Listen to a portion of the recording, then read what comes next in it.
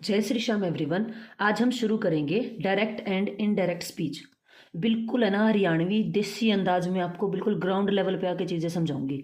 देखो, direct and indirect speech का ही दूसरा नाम होता है भाई नरेशन।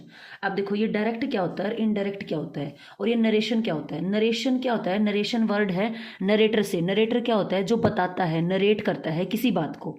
ठीक है, जैसे कि सबसे पहले डायरेक्ट स्पीच का मैंने यहाँ पे एग्जाम्पल लिया है, क्योंकि ये रूल होते हैं कि इनडायरेक्ट स्पीच की क्या पहचान होती है। आप पहले इस सेंटेंस को पढ़ो अच्छे से। He said coma inverted coma I am busy now. अब देखो, यहाँ पे कही गई बात with in the inverted commas में लिखी गई जाती है। बचपन में जब टीचर आपको लेसन पढ़ाता था, कहीं पे भी ऐसे इन्वर्टेड कोमाज और कोमाज आ जाते थे तो क्या बोला जाता था, ये किसी की कही गई बातें हैं। मेरे को आज तक भी याद है, मेरे टीचर मेरे को ये कहते थे, किसी की कही हुई बातें हैं, इन्वर्टेड कोमाज से शुरू होगा, यहाँ पे बंद हो जाएंगे कोमाज, फर्स्ट लेटर कैपिटल होगा। वही बात यहाँ पर है, इसको आपको सिर्फ ध्यान से ऑब्जर्व करना है। इन्वर्टेड कोमा है भाई, किसी की कही हुई एज इट इज बात जो होती है वो होता है डायरेक्ट स्पीच। याद रखने का तरीका, आप कंफ्यूज हो जाते हैं। डायरेक्ट में कही हुई बात एज इट इज होती है, इनडायरेक्ट में, ठीक है, इसको देख के पहचान में आ जाती है, इसको भूल जाते हैं रिलेट करना। तो देखो, डायरेक्ट से डायरेक्टर को याद रख लेना। डायरेक्टर एक बड़ा पर्सन है और आप उसकी बात को क्या नहीं कर सकते, चेंज नहीं कर सकते, एज इट इज बतानी पड़ेगी। तो डायरेक्ट स्पीच के अंदर कही गई बात एज इट इज होती है और इसमें कोमेज और इन्वर्टेड कोमाज लगे हुए होते हैं। तो ये इतना, ये इसका नाम इन्वर्टेड कोमाज क्यों पड़ा है पता है। इन्वर्ट का मतलब होता है उल्टा। अब ये क्या है, उल्टे हैं, नीचे से शुरू होके ऊपर, और कोमाज है ये नीचे की तरफ है। इन्वर्टेड कोमाज, इन्वर्टेड और कोमाज, इसीलिए इसका नाम क्या पड़ा है, inverted commas. First word of reporting speech, ये भी मैंने बताया, ये जो पहला लेटर रहेगा ये कैपिटल रहेगा भाई। ठीक है, क्या रहेगा, फर्स्ट लेटर कैपिटल। अब आए तो अकेला वैसे भी कैपिटल, इसको देख के आपको ये लगेगा कि यहाँ पे तो आय अकेला होता है, इसीलिए फर्स्ट लेटर कैपिटल है। मैंने इसलिए एक और एग्जांपल लिखा है यहाँ पर, he said man is mortar. तो जो मैन है उसका फर्स्ट लेटर क्या हो गया, मैन का कैपिटल हो गया कि इंसान जो है वो क्या है, आदमी नश्वर है, मतलब वो नष्ट होगा, एक दिन खत्म होगा। तो यहाँ पे हमने क्या देखा, ये जो रूल आपने याद करने होते हैं ना इनडायरेक्ट स्पीच में, इसको ध्यान से देखो। इन्वर्टेड कोमाज होंगे, ये वाला पार्ट क्या होगा, रिपोर्टिंग वर्ब होगा, और ये रिपोर्टिंग स्पीच। अरे ये किसी ने स्पीच बोला होगा, स्पीक किया होगा, तभी तो ये बना होगा आई एम बिजी नाउ।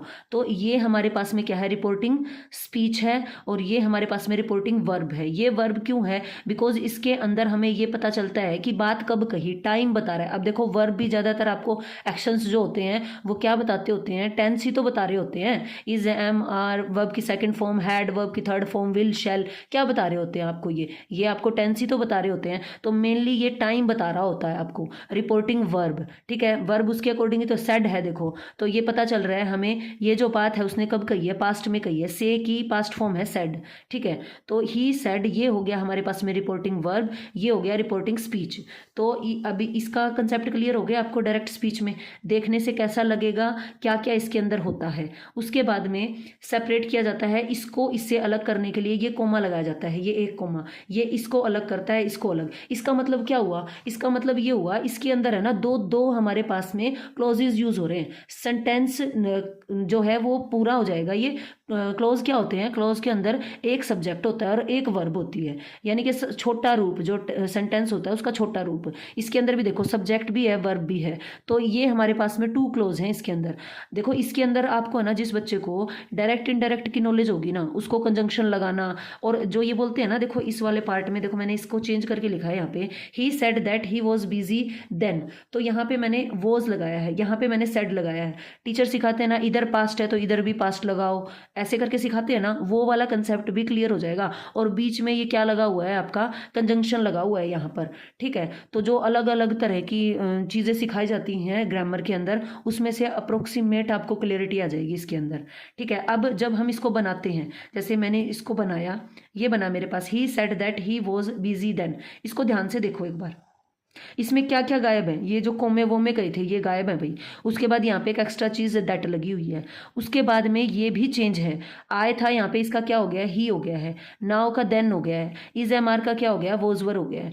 तो जब हमारे पास में ये जो चेंजिंग होती हैं, अब हम देखेंगे इनडायरेक्ट स्पीच देखने में कैसा दिखता है। इसको देख लिया एक बार, इन्वर्टेड कोमाज हट गए भाई यहाँ से, इन्वर्टेड कोमाज।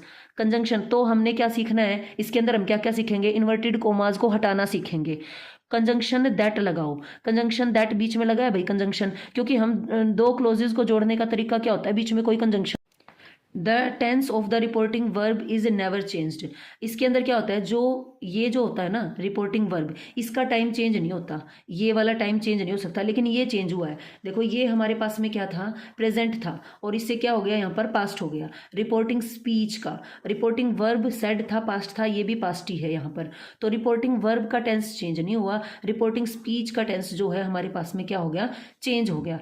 अब देखो ये बने क्यों है, दिमाग में एक बात आई होगी। देखो भाई, मेरे को किसी की कभी भी कोटेशन मेरे को याद नहीं हुई एज इट इज़, क्योंकि मैं रट्टा मार, कई पर्सनैलिटी होती हैं जिनको अच्छे से रट्टा लग जाता है और वो जो की त्यों बात को बता देते हैं। तो डायरेक्ट स्पीच में क्या होता है कि जो की जो बात है, मैंने यहाँ पे लिखा है शरीफ और तेज बच्चे। एक तो वो शरीफ बच्चे, ये वो दो बच्चे हैं मम्मी के, जो एक छोटा और एक बड़ा है, जो बताता रहता है अपने बड़े भाई की मम्मी को, छोटा भाई।